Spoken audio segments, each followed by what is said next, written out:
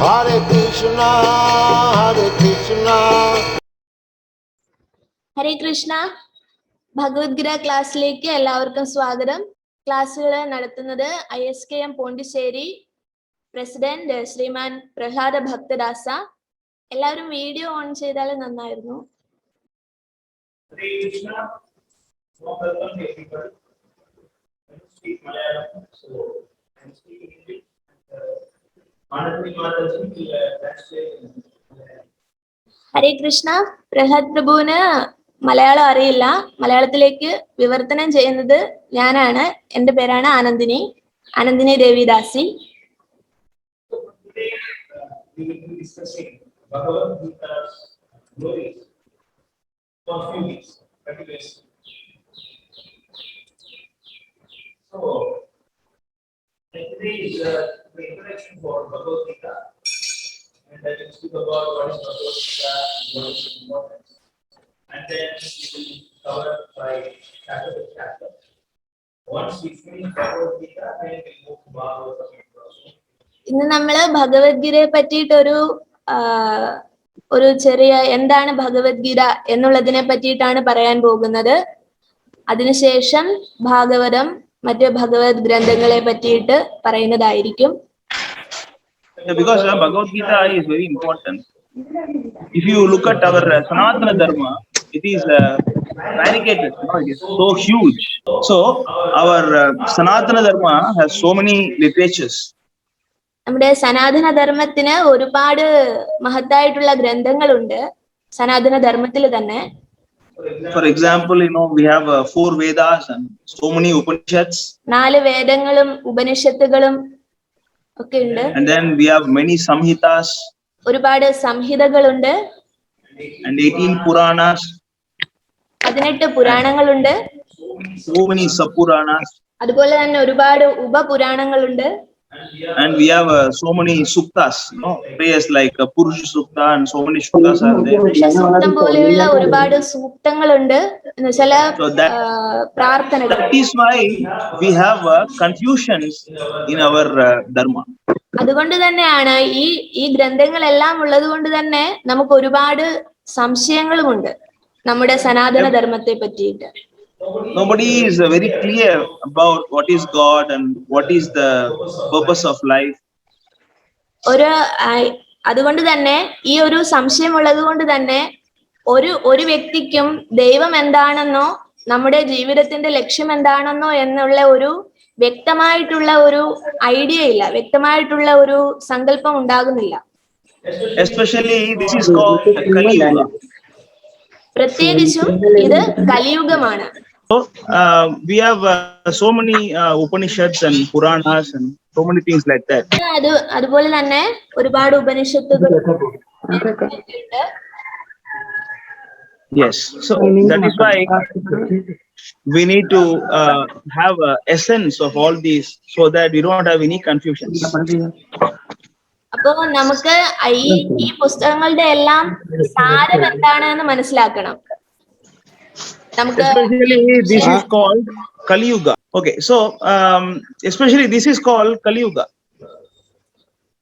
ഇത് ഇപ്പോഴുള്ള ഈ യുഗമാണ് കലിയുഗം എന്നറിയപ്പെടുന്നു. അതുകൊണ്ട് തന്നെയാണ് ഈ സംശയങ്ങളെല്ലാം ഉണ്ടാകുന്നത്. Kali means actually a fight. കലി എന്ന് പറഞ്ഞാൽ എന്താണ്? എപ്പോഴും everybody will have a different ideas, and they always like to quarrel among themselves. കലിയുഗം എന്ന് പറഞ്ഞാൽ തന്നെ എല്ലാവർക്കും പ്രത്യേകം ആശയങ്ങളുണ്ട്. അതുകൊണ്ട് ആ സ്വന്തം ആശയങ്ങള് ശരിയാണെന്ന് സ്ഥാപിക്കാൻ വേണ്ടി എപ്പോഴും അവിടെ വഴക്കുണ്ടായിക്കൊണ്ടേയിരിക്കും. There are 4 yugas starting from Satya Yuga, Treta Yuga, Dwapar Yuga and Kali Yuga. ഇവിടെ 4 യുഗങ്ങളാണ് ഉണ്ടായിട്ടുള്ളത്. സത്യയുഗ, ത്രേതായുഗ, ദ്വാപരയുഗ, കലിയുഗ.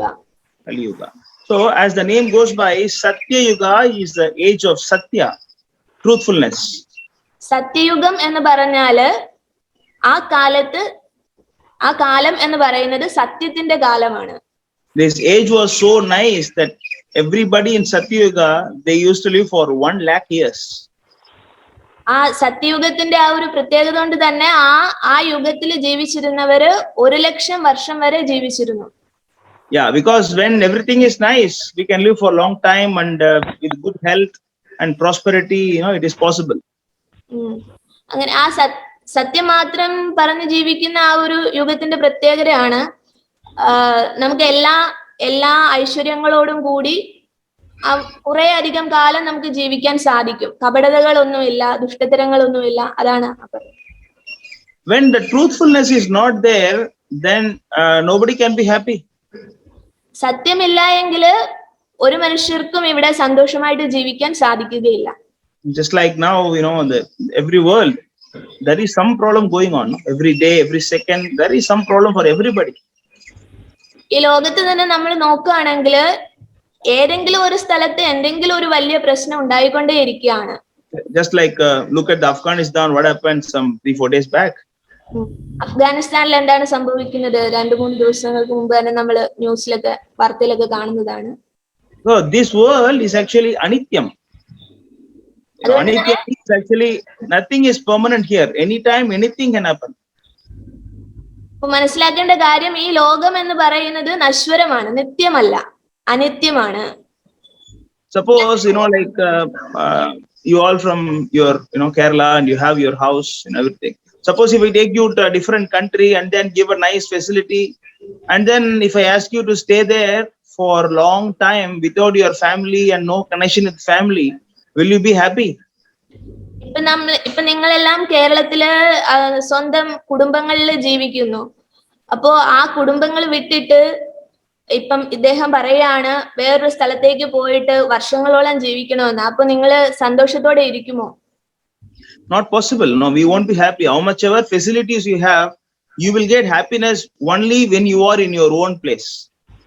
എന്തെല്ലാം സൗകര്യങ്ങൾ തന്നു എന്ന് പറഞ്ഞാലും നിങ്ങൾ നിങ്ങളുടെ സ്ഥലത്ത് ജീവിക്കുമ്പോഴാണ് സ്വസ്ഥതയോടെ, സമാധാനത്തോടെ, സന്തോഷത്തോടും കൂടിയൊക്കെ ജീവിക്കുന്നത്.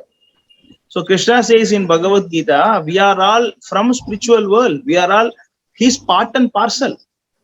So ഭഗവത്ഗീതയിൽ, അതുകൊണ്ട് തന്നെ ഭഗവത്ഗീതയില് ഭഗവാൻ പറയുന്നു നമ്മളെല്ലാം ഭഗവാന്റെ ലോകത്തിൽ നിന്ന് വന്നവരാണ്, നമ്മളെല്ലാം ഭഗവാന്റെ ഭാഗമാണ്. Mamaivamse jivaloko jivabhuta sanatana. It means actually we are all part and parcel of Krishna.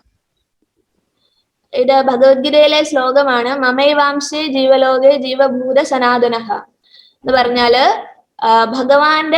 നമ്മളെല്ലാം ഭഗവാന്റെ അംശങ്ങളാണ് എന്നുള്ളതാണ് ആ പറയുന്നത്. Just like our finger will be happy as long as it is connected to the whole body. Yes. നമ്മളുടെ ഉദാഹരണം പറയുകയാണെങ്കിൽ നമ്മളുടെ ആ വിരല് നമ്മളുടെ ശരീരത്തിൽ ഉള്ളപ്പോഴാണ് ആ വിരലിന് സന്തോഷത്തോടെ ഇരിക്കാൻ സാധിക്കുന്നത്, അല്ലെങ്കിൽ ശരീരവുമായി ബന്ധപ്പെട്ടിരിക്കുമ്പോഴാണ്. You will give a nice gold ring for the finger if it is in your body. അത് നിങ്ങളുടെ ശരീരത്തിലാണ് എങ്കിൽ ആ വിരലില് നിങ്ങളൊരു സ്വർണ്ണ മോതിരം അണിഞ്ഞാല് അതൊരു സന്തോഷമുള്ള കാര്യമായിരിക്കും. Suppose if there is some cancer for some organs like your finger or legs, and the doctor says you have to remove that so that that will not spread for other part of the body. Then you will cut it and remove it. Yes. Then നമ്മളുടെ ശരീരത്തില് ഏതെങ്കിലും ഒരു ഭാഗത്തൊരു cancer വരികയാണെങ്കിൽ നമ്മളുടെ ശരീരത്തിന്റെ ഭാഗമാണെങ്കിൽ കൂടി നമ്മളത് remove ചെയ്യണം. കാരണം നമ്മളത് നീക്കം ചെയ്യണം. കാരണം മറ്റു ഭാഗങ്ങളിലേക്ക് അത് പടരാൻ പാടില്ല. So same ring that you put ring on it, after it is removed from your body, that finger has no value. അതെ, നമ്മള് ആ സ്വർണ്ണമോതിരം അണിഞ്ഞ് നമ്മൾ സന്തോഷിക്കുന്നു ആ വിരലില്.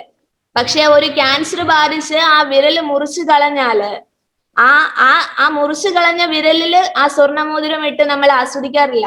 നമുക്ക് അതില് സന്തോഷം കണ്ടെത്താൻ സാധിക്കുന്നില്ല. കാരണം അത് നമ്മളുടെ ശരീരത്തിന്റെ ഭാഗം അല്ലാതായി കഴിഞ്ഞിരിക്കുന്നു. So the finger cannot be happy as long as it leaves the body. എന്താണ് വിരല് ശരീരത്തിന്റെ ഭാഗമല്ല എങ്കില് ഒരിക്കലും നമുക്ക് ആ ഒരു സന്തോഷം അനുഭവിക്കാൻ പറ്റുന്നില്ല, വിരലില് മോതിരം ഇട്ടിരുന്നാൽ കൂടിയും. That is what the same thing Krishna says, that we are all his part and parcel. അതാണ് ഭഗവാൻ പറയുന്നത്, നമ്മള് ഭഗവാന്റെ അംശങ്ങളാണ് എന്ന് പറയുന്നതിന്റെ കാരണം അതാണ്. എന്ന് പറഞ്ഞാല് നമ്മള് ഭഗവാന്റെ ശരീരത്തിന്റെ ഭാഗം പോലെയാണ്. ശരീരത്തിൽ നിന്നും മാറിയാല് നമുക്ക് ആ We can be happy only as long as we are with Krishna. So we can be happy only as long as we are with Krishna, because we are his part and parcel. നമ്മള് ഇപ്പൊ ഒരു ഉദാഹരണം പറഞ്ഞില്ലേ, ആ വിരല് ശരീരത്തിന്റെ ഭാഗമാകുമ്പോഴാണ് അതിലൊരു മോതിരം ഇട്ടാല് നമുക്ക് സന്തോഷിക്കാൻ സാധിക്കുന്നത്. അത് മാറ്റിക്കഴിഞ്ഞാൽ, അത് സെപ്പറേറ്റ് ആയി കഴിഞ്ഞാല്, നമുക്ക് നമ്മുടെ ശരീരത്തിന്റെ ഭാഗമല്ലാതായി കഴിയുമ്പോൾ നമുക്കത് അതിൽ മോതിരം ഇട്ടാലും നമുക്ക് സന്തോഷിക്കാൻ സാധിക്കുന്നില്ല, ആസ്വദിക്കാൻ സാധിക്കുന്നില്ല. അതുപോലെ നമ്മള് ഭഗവാന്റെ ഭാഗം അല്ല എന്ന് നമ്മൾ ചിന്തിക്കുമ്പോഴാണ് നമുക്ക് ദുഃഖങ്ങൾ ഉണ്ടാകുന്നത്. ഭഗവാന്റെ ഭാഗമാണ് ശരിക്കും നമ്മള്. ആ ഒരു അവസ്ഥയിലേക്ക് നമ്മൾ വരുമ്പോ നമുക്ക് യഥാർത്ഥ ആനന്ദം എന്താണ് എന്നുള്ളത് അനുഭവിക്കാൻ സാധിക്കുന്നതാണ്. So the whole purpose of life is how to be with Krishna, God. അപ്പോ ഒരു മനുഷ്യന്റെ ജീവിതത്തിന്റെ ലക്ഷ്യം എന്ന് പറയുന്നത് ഭഗവാനോടൊപ്പം എങ്ങനെ ജീവിക്കാം എന്നുള്ളതിനെ കുറിച്ച് പഠിക്കുന്നതിന് വേണ്ടിയുള്ളതാണ്. Suppose you go for a Tirtha Yatra to Tirupati or Vrindavan somewhere, you are going by walk, Padayatra. നിങ്ങള് ഒരു തീർത്ഥയാത്രയ്ക്ക് പോകുന്നു, ഒരു പദയാത്രയായിട്ട് നടന്നു പോകുന്നു, എവിടേക്ക്, വൃന്ദാവനത്തിലേക്കോ തിരുപ്പതിയിലേക്കോ ഒരു തീർത്ഥയാത്ര പോകുന്നു എന്ന് വിചാരിക്കുക. So your aim is to reach that place, right? നിങ്ങളുടെ ഉദ്ദേശം എന്ന് പറയുന്നത് ആ സ്ഥലത്തേക്ക് എത്തുക എന്നുള്ളതാണ്. But on the way you have to eat, you have to sleep, you have to drink water, you have to take rest, you have to speak with your friends, and like that you have to spend your time. That all these things are also should be there, right? ആ പോകുന്ന വഴിയിൽ നമ്മളുടേതായിട്ടുള്ള ചില അത്യാവശ്യ കാര്യങ്ങള്, ഭക്ഷണം കഴിക്കണം, അല്ലെങ്കിൽ സുഹൃത്തുക്കളുമായിട്ട് ഇടപഴകണം, അങ്ങനെയുള്ള കാര്യങ്ങളെല്ലാം നമുക്ക് അതിന്റെ കൂടെ ഉള്ളതുമാണ്. Similarly, when you are living this life, the real aim is to be with Krishna or develop bhakti for him. So ഈ ജീവിതത്തിന്റെ ലക്ഷ്യം എന്ന് പറയുന്നത് ഭഗവാനുമായി ബന്ധപ്പെട്ട് എങ്ങനെ ജീവിക്കാം എന്ന് പഠിക്കുന്നതിന് വേണ്ടിയിട്ടുള്ളതാണ്. So when you are living here, because we got the body, we have to eat, we have to sleep, we have to produce byproducts, etc. നമ്മൾ ഈ ഭൂമിയിൽ വന്നത് ഈ ശരീരവും കൊണ്ടാണ്. ആത്മാവ് ശരീരത്തിലാണ് വസിക്കുന്നത്. അപ്പൊ ആ ശരീരത്തിൻ്റെതായിട്ടുള്ള ചില അത്യാവശ്യ കാര്യങ്ങൾ കൂടി നമുക്ക് നിറവേറ്റേണ്ടതായിട്ടുണ്ട്. No, but the real aim is that you have to be with Krishna. എന്നിരുന്നാൽ കൂടിയും ശരീരത്തിന്റെ ആവശ്യങ്ങൾ നിറവേറ്റണം എന്നുള്ളത് അത്യാവശ്യ കാര്യമാണ് എങ്കിൽ കൂടിയും ഏറ്റവും പ്രധാനപ്പെട്ട കാര്യം എന്ന് പറയുന്നത്, നമ്മളുടെ ലക്ഷ്യം, നമ്മൾ എത്തിച്ചേരേണ്ട ഇടം എന്ന് പറയുന്നത് ഭഗവാനാണ് എന്നുള്ളതാണ്. That is how our ancestors have made their livings. That's how our ancestors lived. അങ്ങനെയാണ് ആ പരമമായിട്ടുള്ള ലക്ഷ്യം നേടുന്നതിന് വേണ്ടിയിട്ട് ആണ് നമ്മളുടെ പൂർവികന്മാര് ജീവിച്ചിട്ടുള്ളത്, നമുക്ക് ജീവിച്ച് കാണിച്ചു തന്നിട്ടുള്ളത്. But we, because of the Western culture, we just started living like Englishmen. We forgot our real culture. മറ്റ് പാശ്ചാത്യരുടെ പാശ്ചാത്യ ദേശക്കാരുടെ ജീവിത രീതി കണ്ട് അതിൽ ഭ്രമിച്ചിട്ട് നമ്മളുടെ സംസ്കാരത്തെ തന്നെ മറന്നു പോയിരിക്കുകയാണ്. So there is one nice sloka from Hitopanishad. Ahara nidra bhayamaitunamcha samanyame tat pasubir narana dharmohitesham atiko vishesha dharmena hina pasubir samana. It means ahara, nidra, bhaya, mituna. Ahara means eating food, nidra means sleeping, bhaya means self-protection, defense. Mithuni means actually byproducts, producing children. ഹിതോപനിഷത്തിലെ ഒരു ശ്ലോകമാണ് പ്രഭു പറഞ്ഞത്. അതനുസരിച്ചിട്ട് ആഹാരത്തിന് വേണ്ടിയിട്ടും അല്ലെങ്കിൽ ശരീരത്തിന് rest ഉറങ്ങുന്നതിന് വേണ്ടിയിട്ടും defence എന്ന് പറഞ്ഞാൽ പ്രതിരോധിക്കുന്ന ahara means food. eating. Food. And then nidra means sleeping. ഉറങ്ങുന്നതിന് വേണ്ടിയിട്ടും Ahara means eating, eating, sleeping. And then bhaya means self-protection, we have a house, we have a car, we have something to protect ourselves. നമ്മുടെ ശരീരത്തെ protect ചെയ്യുന്നതിന് വേണ്ടിയിട്ടുള്ള കാര്യങ്ങൾ, അതാണ് defence. അപ്പൊ ആ ശരീരത്തെ പ്രൊട്ടക്ട് ചെയ്യുന്നതിന് വേണ്ടിയിട്ടുള്ള ചിന്ത വരുമ്പോഴാണ് അതിലെ ഭയം ഉണ്ടാകുന്നത്. And mithuni means actually procreation, we create children, we protect byproducts, right? Children we create like that. മിഥുനി എന്ന് പറയുമ്പോ എന്താണ്? ഇണചേരുക, സ്വന്തം പ്രത്യുൽപാദനം നടത്തുന്നതിന് വേണ്ടിയിട്ട് ഓപ്പോസിറ്റ് സെക്സിനെ കണ്ടെത്തുക. So the Shastra says Ahara Nidra Bhaya Maitunam cha Samanyametat Pasubir Narana. Pasu means animal, Nara means human, Samanya means same. So these four things are common for animals and men. ഈ ആഹാരം, നിദ്ര, ഭയം, മൈഥുനം എന്ന് പറയുന്ന ഈ 4 കാര്യങ്ങള് മനുഷ്യനും മൃഗത്തിനും ഒരുപോലെയാണ്. മൃഗങ്ങളും ജീവിക്കുന്നത് അതിനു വേണ്ടിയിട്ട് തന്നെയാണ്. Yeah, we can see a dog is also eating, dog also sleeping, dog also producing children, dog also have a boundary, right? The moment it goes to that boundary, it barks, right? നമ്മളൊരു നായയെ നോക്കുകയാണെങ്കിൽ തന്നെ നായയും ജീവിക്കും, നായയ്ക്കും ആഹാരം വേണം. അതുപോലെ തന്നെ അതും എന്താണ്, പ്രത്യുൽപാദനം നടത്തുന്നുണ്ട്. അതുപോലെ തന്നെ അത് എവിടെയെങ്കിലും കിടന്ന് ഉറങ്ങുന്നുണ്ട്. അതിന്റെ സമയത്ത് അത് കിടന്ന് ഉറങ്ങുന്നുണ്ട്. എവിടെയാണെങ്കിലും അത് ഉറങ്ങും. അതുപോലെ എന്താണ്, ഒരു ബൗണ്ടറി, അത് കിടക്കുന്ന അടുത്തേക്ക് നിങ്ങൾ ചെല്ലാണെങ്കിൽ അത് കുരയ്ക്കുകയും ചെയ്യും. എന്ന് പറഞ്ഞാല് അത് ആ ഒരു പ്രതിരോധം കാണിക്കുന്നുണ്ട്. It's like we say, this is India, this is Pakistan, this is Singapore, this is Kerala, this is Tamil Nadu. We have so many boundaries, right? നമ്മളുടെ നാട്ടില് നമ്മളെ പറ്റിയിട്ട്, നമ്മുടെ സമൂഹത്തെ പറ്റി തന്നെ നോക്കുകയാണെങ്കിൽ ഇന്ന രാജ്യം, ഇന്ന സംസ്ഥാനം, അങ്ങനെ നമ്മൾ ഓരോ ബൗണ്ടറീസ് ഉണ്ട്. കേരളം, തമിഴ്നാട്, ഇത് ഇന്ത്യയാണ്, സിംഗപ്പൂരാണ്, അങ്ങനെ. So if an Indian go to Singapore or a Singaporean come to India, nobody will be allowed without a valid visa. ഒരു വാലിഡ് ആയിട്ടുള്ള ഒരു മൂല്യമുള്ള ഒരു വിസ ഇല്ലാതെ ഒരു സിംഗപ്പൂരിലുള്ള ഒരു വ്യക്തിക്ക് ഇന്ത്യയിലേക്ക് വരാനോ ഇന്ത്യയിൽ നിന്ന് സിംഗപ്പൂരിലേക്ക് ഒരു വ്യക്തിക്ക് പോകാനോ സാധിക്കുന്നതല്ല. Yeah, without that, no, you'll be chased out. No, get out. You cannot come inside. No, they will tell you. Yes. ആ ഒരു നിയമമില്ലാതെ, ആ ഒരു വിസ ഇല്ലാതെ മറ്റു രാജ്യങ്ങളിലേക്ക് പോവുകയാണെങ്കിൽ അവർ അവിടുന്ന് നമ്മളെ ഓടിച്ച് വിടും. So this is there in animal kingdom also. Even a dog barks when you go to his boundary. Yes. അതുപോലെ തന്നെയാണ് നമ്മൾ ജന്തുക്കളുടെ കാര്യം, ജന്തു സമൂഹത്തിന്റെ കാര്യം ഒന്ന് ശ്രദ്ധിച്ചാലും മനസ്സിലാകുന്നത് ഇതേ വസ്തുത തന്നെയാണ്. അവരുടെ സമൂഹത്തിലേക്ക് ചെല്ലുകയാണെങ്കിൽ അവിടെ പ്രതിരോധം ഉണ്ടാകും. So in what way we are different from animals? അപ്പൊ നമ്മള് ഏത് തരത്തിലാണ് മറ്റു ജന്തുക്കളിൽ നിന്ന് വ്യത്യസ്തരാകുന്നത്? That is why actually the scientists who are based on the Western culture and they defined humans or animals, we came from monkeys.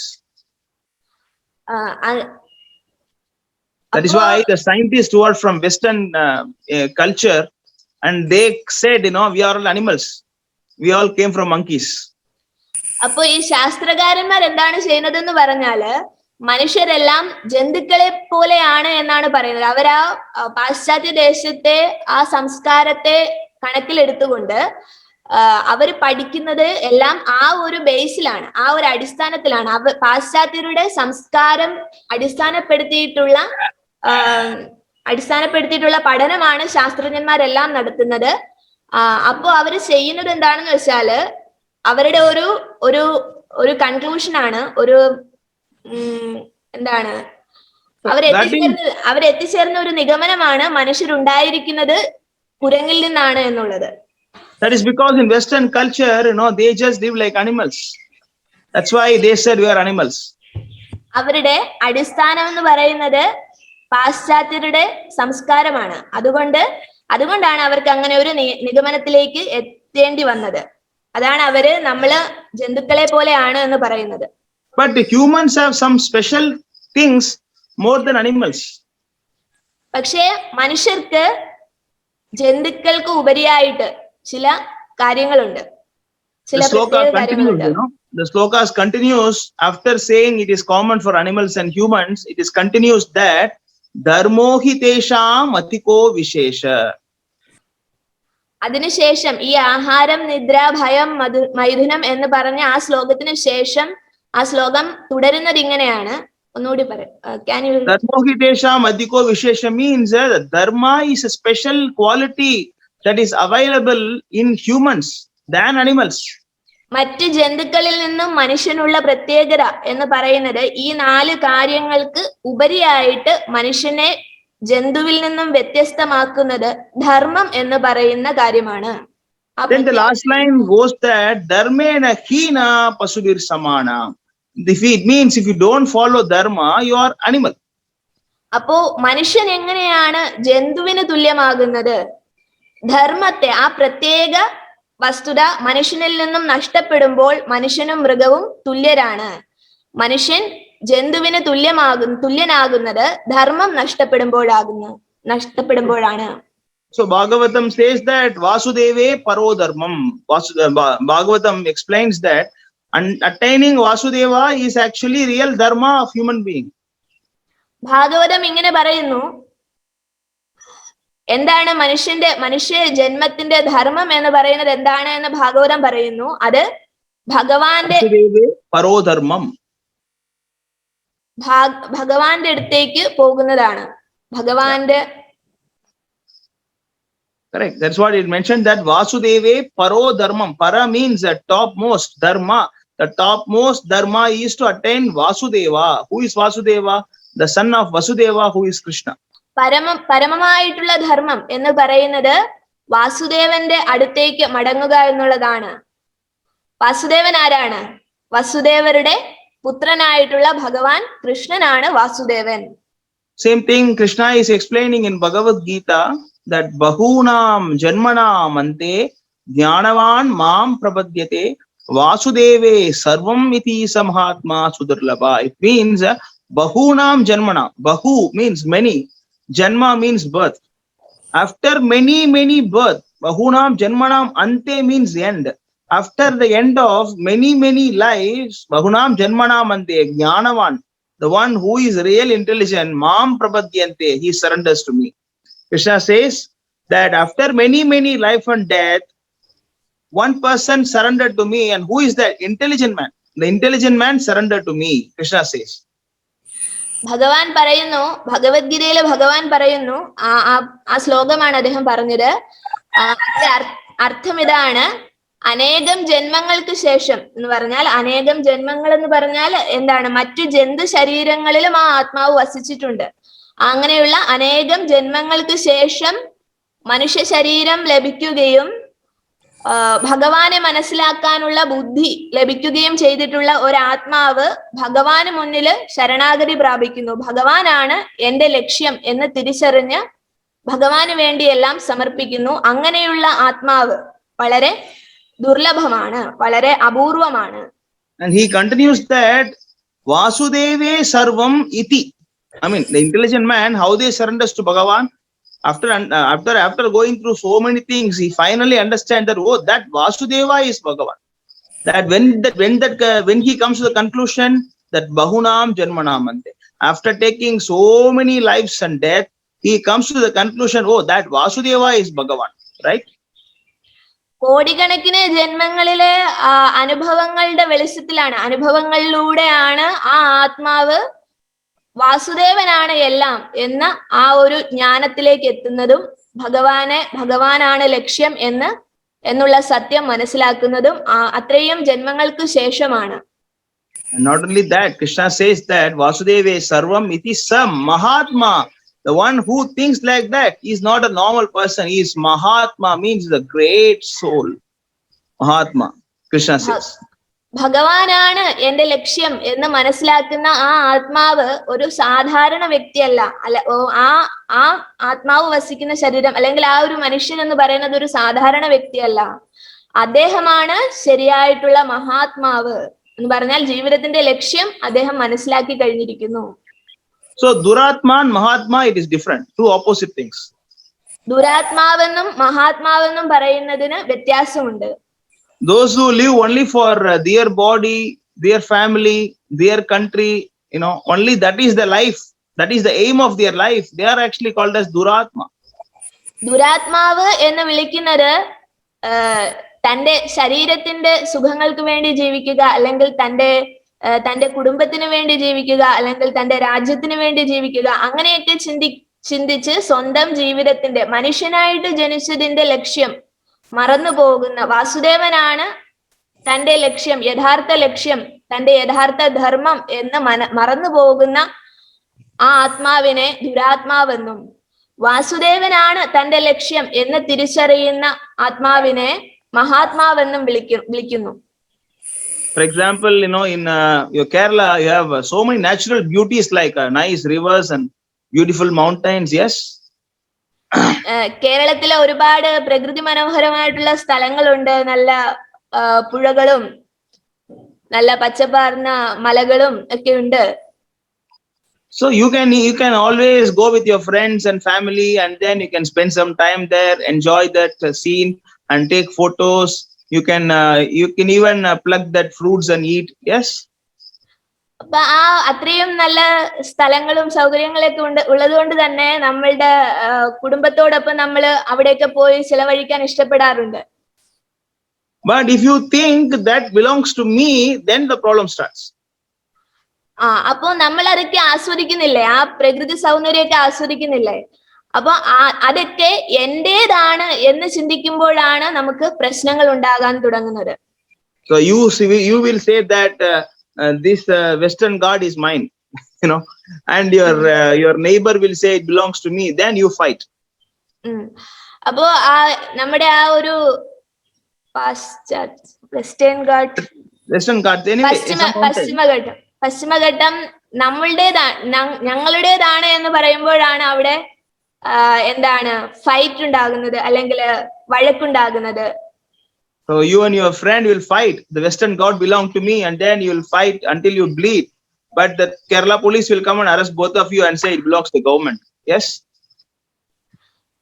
നിങ്ങള് അങ്ങനെ വഴക്കിടുമ്പോ ഇത് ഞങ്ങളുടേതാണ്, ഇത് നിങ്ങളുടേതാണ് എന്ന് പറഞ്ഞിട്ട് വഴക്കിടുമ്പോ ഇത് നിങ്ങളുടേതല്ല, ഇത് ഗവൺമെന്റിന്റേതാണ് എന്ന് പറഞ്ഞിട്ട് അവിടെ ആര് വരും? നീതിപാലകർ വരും, പോലീസുകാർ വന്നിട്ട് നിങ്ങളെ രണ്ടുപേരെയും അറസ്റ്റ് ചെയ്തുകൊണ്ട് പോകില്ലേ?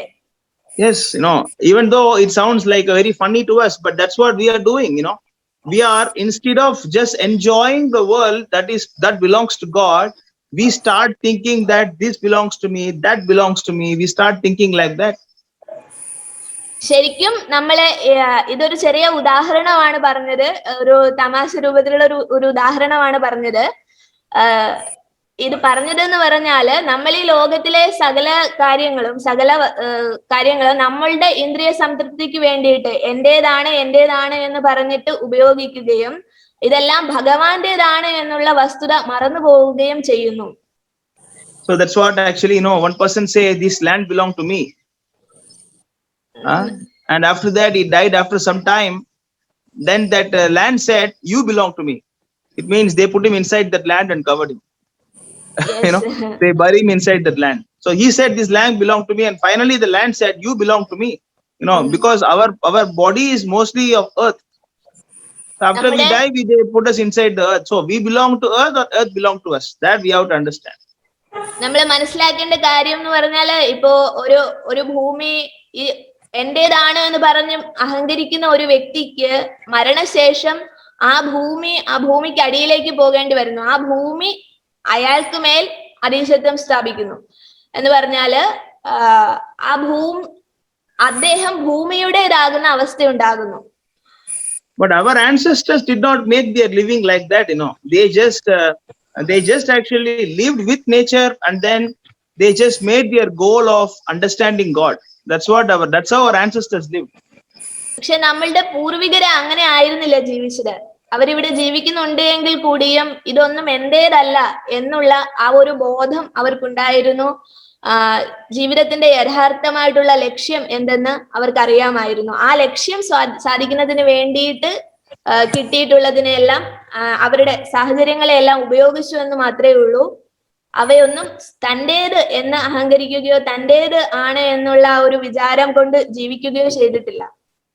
So this is due to the effect of Kali. ഇങ്ങനെയുള്ള ചിന്തകൾ ഉണ്ടാകുന്നത് നമ്മൾ കലിയുഗത്തിൽ ജീവിക്കുന്നത് കൊണ്ടാണ്. കലിയുടെ influence, കലിയുടെ സ്വാധീനമാണത്. So in Kali Yuga, this is what we do, we always quarrel, this is mine, that is mine, this is mine. Then finally Yamaraj will say that, you just wasted your life, you go to hell.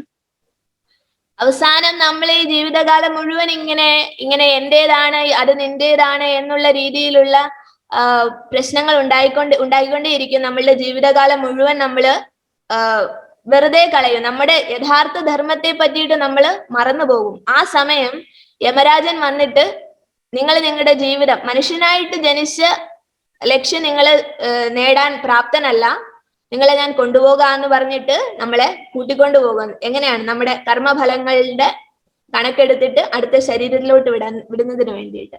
So we make so many plans, always we make so many plans, we have to complete this course, then college and work, and then after this project, that project, and so many plans we are doing, right? നമ്മളെ ഈ ഭൗതികമായിട്ടുള്ള ചിന്തകളിൽ മുഴുകിയിട്ട് നമ്മൾ ഒരുപാട് കണക്കുകൂട്ടലുകളൊക്കെ നടത്തും. എനിക്ക് ഇന്നത് ചെയ്യണം, ഇന്ന കോളേജിൽ പഠിക്കണം, കുട്ടികളാണെങ്കിൽ അല്ലെങ്കിൽ യുവജനങ്ങളാണെങ്കിൽ ഇന്ന ജോലി നേടണം, എനിക്ക് ഇന്ന ഇന്ന രീതിയിലൊക്കെ ജീവിക്കണം, ഇന്ന തരത്തിലുള്ള വീട് വെക്കണം, അങ്ങനെയൊക്കെയുള്ള ഓരോ സൗകര്യങ്ങളെ പറ്റിയിട്ട് മാത്രം ചിന്തിച്ചുകൊണ്ടിരിക്കും. Likewise, actually, there was a man, very rich man, and he was going to die. He was in hospital. ഒരു ധനികനായിട്ടുള്ള ഒരു മനുഷ്യനുണ്ടായിരുന്നു. അദ്ദേഹം ഹോസ്പിറ്റലിൽ അഡ്മിറ്റ് ആയി. So the doctor said, your time is finished. No, you are going to die any time. അപ്പോ നിങ്ങൾ മരിക്കാൻ പോവുകയാണ്, നിങ്ങളുടെ രോഗാവസ്ഥ അത്രയ്ക്ക് വലുതാണ്, അതുകൊണ്ട് നിങ്ങൾ മരിക്കാൻ പോവുകയാണ് എന്ന് ഡോക്ടർ പറഞ്ഞു. Then that man told the doctor, sir, please give me 4 more days. I have some project, important project going on. Let me finish the project first. He told the doctor. He was saying, please save me. അപ്പോ അദ്ദേഹം പറയാണ്, എനിക്കൊരു 4 ദിവസവും കൂടി ജീവിക്കണം, അതിനുള്ള അനുവാദം എനിക്ക് തരണം എന്ന് ഡോക്ടറോട് പറയുകയാണ്. എനിക്ക് പൂർത്തിയാക്കാൻ ഒരുപാട് പ്ലാൻസ് ഉണ്ട്, ഒരുപാട് കണക്കൂട്ടലുകളുണ്ട്, എനിക്കിത് ചെയ്തു തീർക്കാനുണ്ട്, ഒരു 4 ദിവസം കൂടി തരണമെന്ന് ആ ഡോക്ടറോട് അദ്ദേഹം ആവശ്യപ്പെടുകയാണ്. That is that foolishness, that's what we are doing, that's what I said. When you go for Adayatra, you have to do so many things. You should keep your goal, what is your real goal, that you have to understand.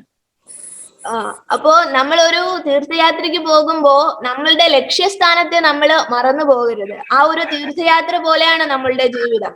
നമ്മളുടെ ലക്ഷ്യസ്ഥാനത്തെ മറന്നിട്ട് ആ വഴിയിലുള്ള ചെറിയ ചെറിയ സുഖങ്ങളില് നമ്മൾ പെട്ടുപോകരുത്, നമ്മുടെ ലക്ഷ്യത്തെ മറന്നു പോകരുത്. So that is what actually this Bhagavad Gita is explaining, what is our real duty.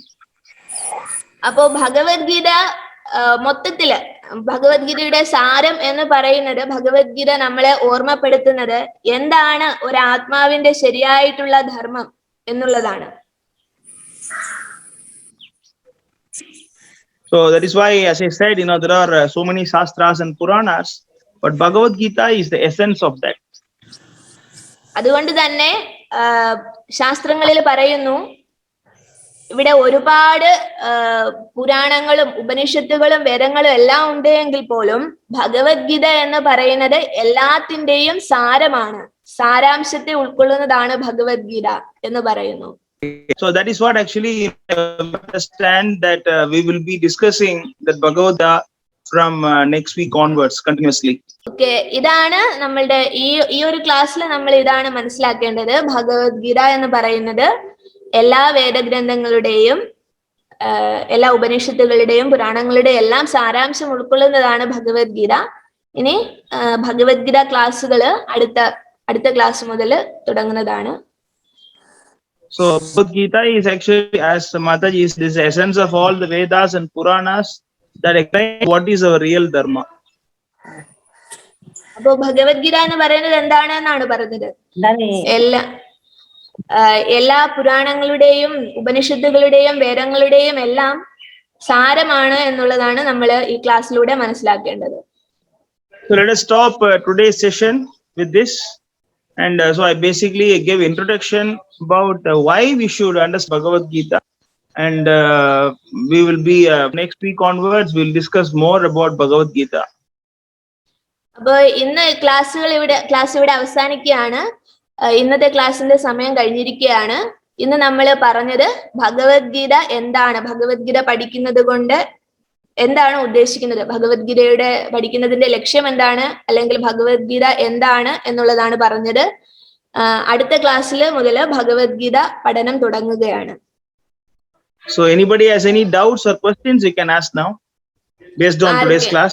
ആർക്കെങ്കിലും എന്തെങ്കിലും ചോദ്യങ്ങൾ ഉണ്ടെങ്കിൽ ഇപ്പൊ ചോദിക്കാം. ഞാൻ എല്ലാവരെയും അൺമ്യൂട്ട് ചെയ്യാം, എല്ലാവർക്കും ചോദിക്കാം.